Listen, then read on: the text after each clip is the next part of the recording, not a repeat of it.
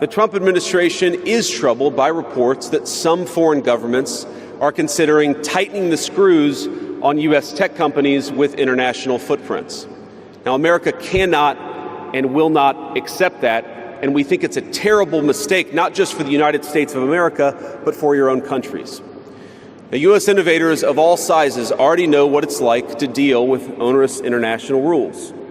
Many of our most productive tech companies are forced to deal with the EU's Digital Services Act and the massive regulations it created about taking down content and policing so-called misinformation. And of course, we want to ensure the internet is a safe place, but it is one thing to prevent a predator from preying on a child on the internet, and it is something quite different to prevent a grown man or woman from accessing an opinion that the government thinks is misinformation.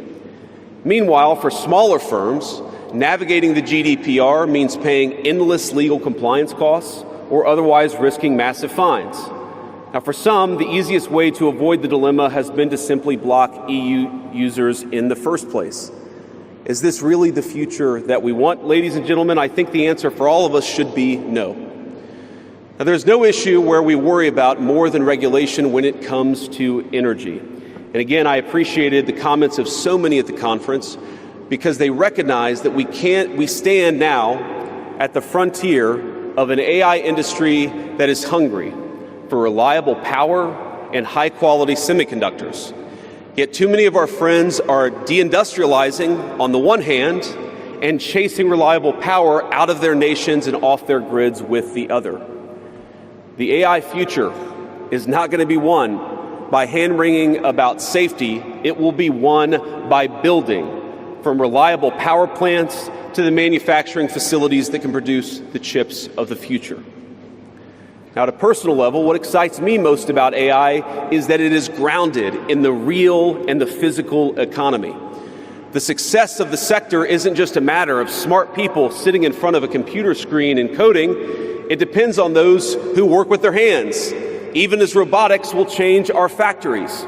It will certainly make our healthcare providers better at treating diseases, but it will also depend on the data produced by those healthcare providers, by those doctors and nurses. I believe it will help us create and store new modes of power in the future, but right now, AI cannot take off unless the world builds the energy infrastructure to support it. Atoms. Now, at this moment, we face the extraordinary prospect of a new industrial revolution, one on par with the invention of the steam engine or Bessemer steel. But it will never come to pass if overregulation deters innovators from taking the risks necessary to advance the ball. Nor will it occur if we allow AI to become dominated by massive players looking to use the tech to censor or control users' thoughts. And I'd ask if you step back a moment and ask yourself, who is most aggressively demanding that we, meaning political leaders gathered here today, do the most aggressive regulation?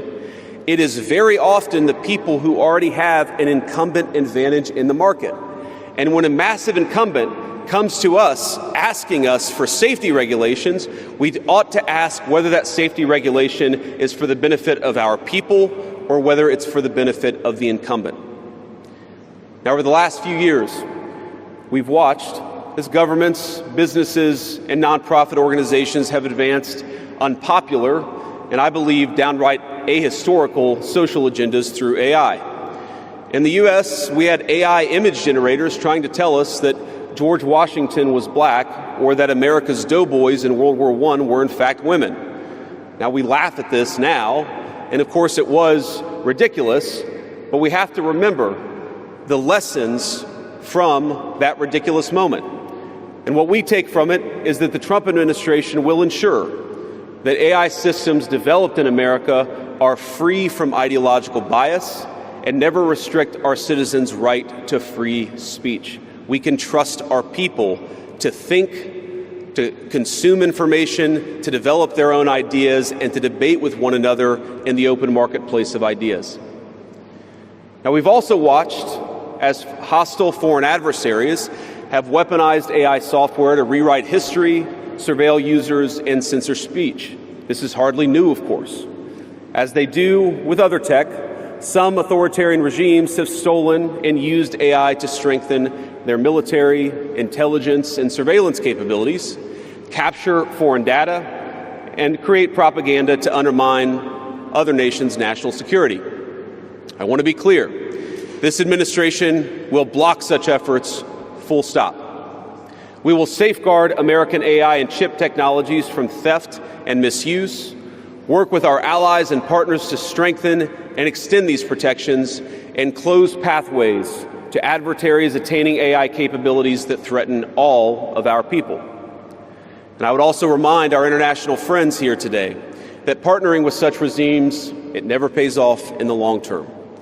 From CCTV to 5G equipment, we're all familiar with cheap tech in the marketplace that's been heavily subsidized and exported by authoritarian regimes. But as I know, and I think some of us in this room have learned from experience, partnering with them means chaining your nation to an authoritarian master that seeks to infiltrate, dig in, and seize your information infrastructure. Should a deal seem too good to be true, just remember the old adage that we learned in Silicon Valley: if you aren't paying for the product, you are the product.